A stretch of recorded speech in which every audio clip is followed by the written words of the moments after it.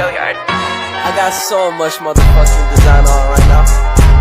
Break it down, bring it back, make it clap. I got 3 old thoughts, new block, wear that thing. Bitches on my line, and you know. Assalamualaikum warahmatullahi wabarakatuh.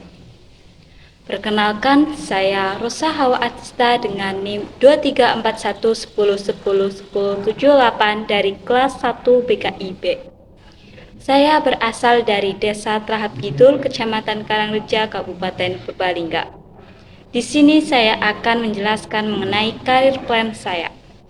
Setiap manusia pasti memiliki karir yang inginkan di masa mendatang.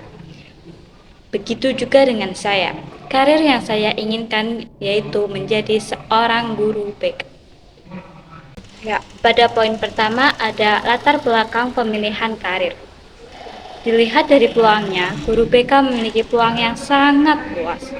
Guru BK dapat ditempatkan di berbagai institusi pendidikan seperti SD, SMP, SMA, maupun perguruan tinggi.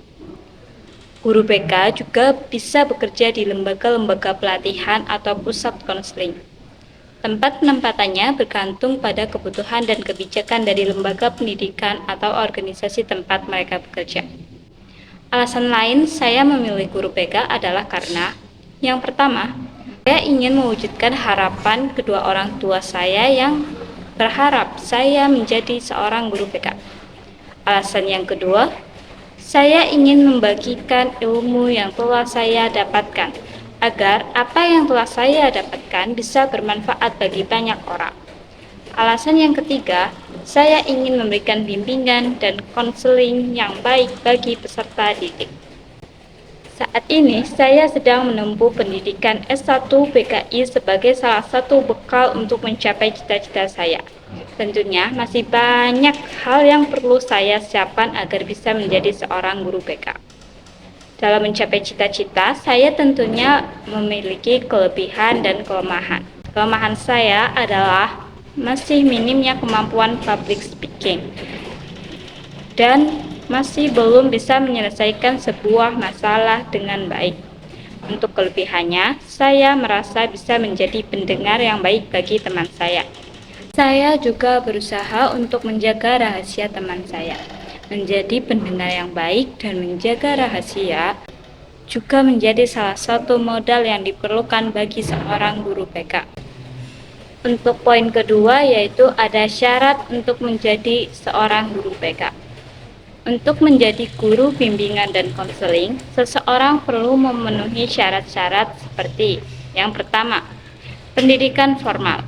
Untuk menjadi guru BK, seseorang sudah harus menempuh pendidikan S1 atau jenjang yang lebih tinggi dalam bidang pendidikan, psikologi, atau ilmu yang relevan.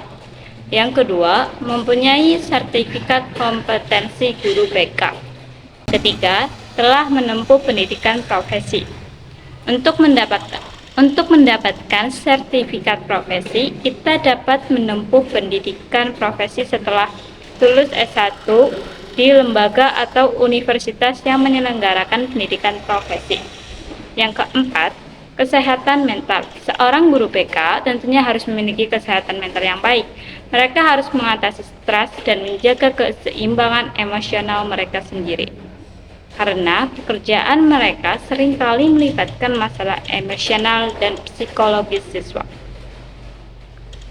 Syarat yang kelima yaitu memiliki pemahaman dan kemampuan dalam bidang konseling.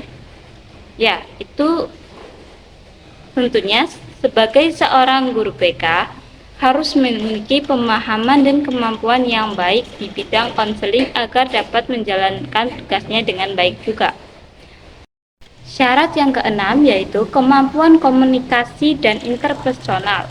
Seorang guru BK harus menguasai keterampilan komunikasi dan interpersonal yang baik, karena pekerjaan BK melibatkan banyak interaksi dengan siswa, guru, orang tua. Yang ketujuh, memahami psikologi siswa. Memiliki pemahaman yang baik tentang psikologi siswa dan mampu memberikan dukungan serta bimbingan yang efektif. Untuk syarat yang kedelapan yaitu mampu bekerja dalam tim. Syarat ke-9, mampu merancang dan menjalankan program dengan baik. Yang ke-10, mematuhi kode etik guru BK. Poin yang ketiga yaitu strategi. Dalam mencapai cita-cita, tentunya kita harus mempunyai strategi untuk meraih cita-cita tersebut.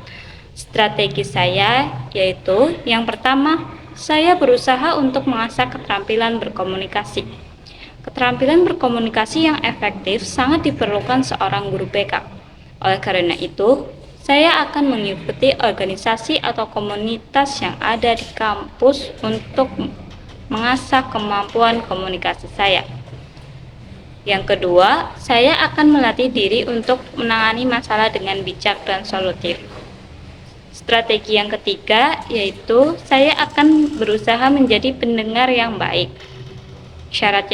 Strategi yang keempat, saya akan berusaha untuk melatih kemampuan manajemen dengan cara mengikuti kursus, seminar, atau membaca buku yang berkaitan dengan manajemen untuk terus mengembangkan pengetahuan dan keterampilan. Strategi kelima yaitu membuat rencana karir plan. Hal ini dilakukan sebagai upaya pemanfaatan waktu dan usaha yang efisien. Poin keempat yaitu alasan atau kendala yang menghambat. Alasan atau kendala yang menghambat seseorang dalam meraih cita-citanya yaitu yang pertama, kurangnya rasa percaya diri. Rasa percaya diri itu tumbuh dari dalam diri kita sendiri. Oleh karena itu, kita harus menemukan keyakinan bahwa kita bisa mencapai apa yang kita inginkan. Yang kedua, takut akan kegagalan. Gagal dalam suatu usaha itu wajar kok, oleh karena itu kita harus berani mencoba. Gagal, coba lagi. Yang ketiga, tidak tahu harus memulai dari mana. Yang keempat, kurangnya informasi. Dan kelima, kurangnya perencanaan yang matang. Hal ini membuat kita tidak fokus harus memulai dari mana langkah apa yang harus kita ambil. Mind mapping.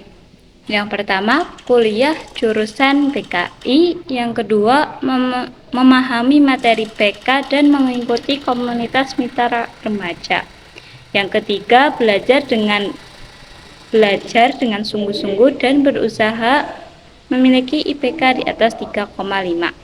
Yang keempat, lulus tepat waktu dan melanjutkan sekolah profesi.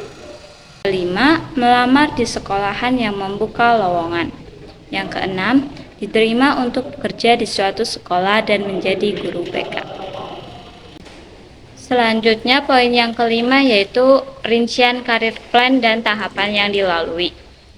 Tahun 2023, saya masuk menjadi maba jurusan BKI semester 1. Saya berusaha untuk beradaptasi terhadap lingkungan kampus. Pada semester 2, saya berusaha untuk menguasai materi dan aktif di kelas.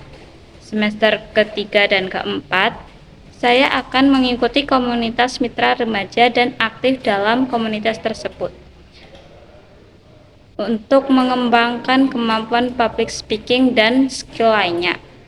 Semester 5, saya akan mempelajari matkul Metopen. Semester 6, saya akan mendaftar PPL lalu mengerjakan laporan PPL dengan sungguh-sungguh yang kemudian dilanjutkan dengan skripsi. Sehingga perkiraan pada tahun 2026 atau 2027 saya akan lulus tepat waktu. Setelah saya lulus, saya akan menempuh pendidikan profesi untuk mendapatkan sertifikat profesi. Setelah memenuhi persyaratan menjadi guru PK, saya akan melamar pekerjaan dan bekerja dengan baik sebagai seorang guru PK. Motivasi dari saya yaitu beranilah bermimpi dan jangan lupa berusaha untuk meraih mimpi tersebut. Kurang lebihnya mohon maaf. Wassalamualaikum warahmatullahi wabarakatuh.